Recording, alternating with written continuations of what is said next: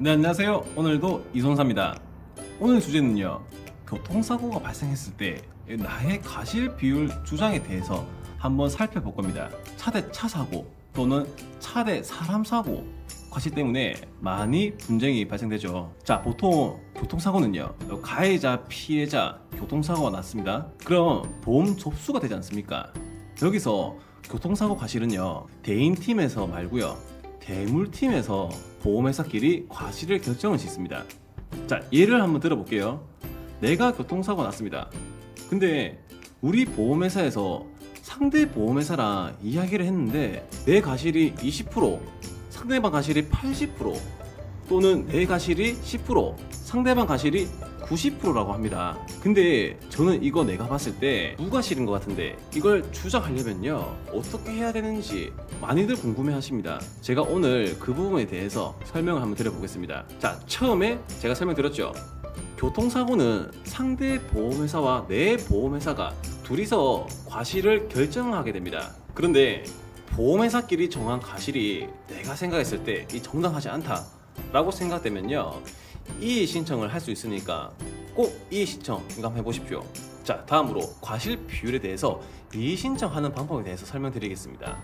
일단은 내 보험회사 담당자한테 전화를 하겠죠. 나는 그 과실에 대해서 이해가 안 간다, 또는 인정 못 하겠습니다. 자, 그럼 보험사에서 상대 보험회사랑 다시 이야기해 보겠다 할 겁니다. 그런데 다시 이야기해 보겠다고 하고 며칠 뒤에 연락이 올 겁니다. 뻔합니다. 과실 비율은 달라지지 않습니다. 보통 후방 추돌이라고 하면요, 무과실로 다들 알고 계시지 않습니까? 근데 보험회사에서는요, 차주님께서 급정거를 하셔가지고 과실이 있습니다 라고 하면요, 정말 난감하죠. 내가 봤을 때는 난 급정거가 아닌데 억울하죠. 이걸 보험회사에 내 주장을 아무리 말해도 보험회사는요, 상대방 보험회사하고 이야기가 안 된다 라고 이야기하겠죠. 자, 지금부터 이렇게 한번 해보십시오. 자, 첫 번째, 네이버에 자동차 사고 과실 비율 분쟁심의위원회 라고 검색해서 한번 들어가 보십시오. 여기에 이번 나의 사고에 대해서 같은 또는 유사한 유형이 있는지 찾아서 클릭 한번 해보십시오. 그럼 해당하는 과실 비율이 나옵니다. 보험회사에서 말한 과실과 과실 비율 분쟁심의위원회에서 내가 찾은 내 사고 유형과 과실을 한번 비교해 보세요.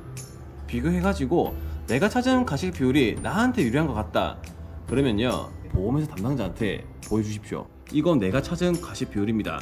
그러면은 다시 보험회사랑 공정하게 봐달라고 주장을 해보십시오. 자, 근데 혹시 과실비율 분쟁심의위원회에서 나의 사고와 유사한 사고가 없다면요, 마지막으로는요, 법원 판례라는 걸 참고하게 됩니다. 솔직히 깨놓고 말씀드려가지고요, 이 법원 판례 찾는 거 보통 교통사고 피해자분들 관련 학과나 법조인이 아니면요, 찾기 무지 힘듭니다. 그래도 마지막은요, 판례라는 거 이거 참고하시고요. 자, 두 번째, 우리 보험사한테 분쟁심의위원회 넣어달라고 하는 겁니다. 이거 줄임말로 해가지고 분심이라고 많이 하거든요. 근데 이 분심위는요, 최소 3개월 이상 시간이 걸리고 시간이 많이 소요됩니다.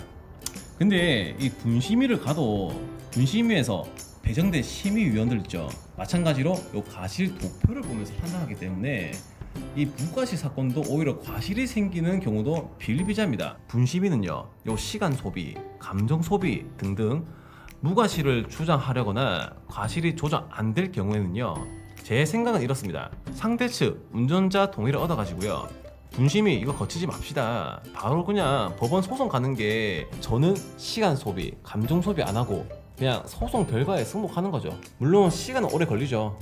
근데 분쟁조정심의위원회보다는 저는 낫다고 생각합니다. 이거는 분쟁조정심의위원회 경험해보신 분들은 많이 공감하실 겁니다. 자, 정리하자면요, 교통사고로 내가 연자, 타박상, 가벼운 부상을 입은 경우에는요, 나의 과실에 대해서 주장할 때 아까 제가 말씀드린 거 있죠. 자, 첫 번째, 자동차 사고 과실 비율 분쟁심의위원회 홈페이지를 추천드리고요. 자, 교통사고로 내가 후유장애를 입은 경우에는요, 합의를 보려고 하는데 보험회사끼리 과실에 대해서 분쟁이 있어가지고 과실에 대해서 원만한 조정이 이루어지지 않으면요, 아까 제가 말씀드린 두 번째 소송을 가는 게 저는 제일 낫다고 생각합니다. 오늘은 교통사고 시 내 과실 비율 주장에 대해서 설명드렸고요, 제가 오늘 말씀드린 과실 비율 결정하는 부분은 꼭 참고하셔가지고요, 내 과실 비율에 대해서 당당하게 주장하십시오. 자, 오늘 영상이 도움되셨다면요, 좋아요와 구독 부탁드리고요, 다음 영상에서는요 더욱 유익하고 알찬 영상으로 찾아뵙겠습니다. 감사합니다.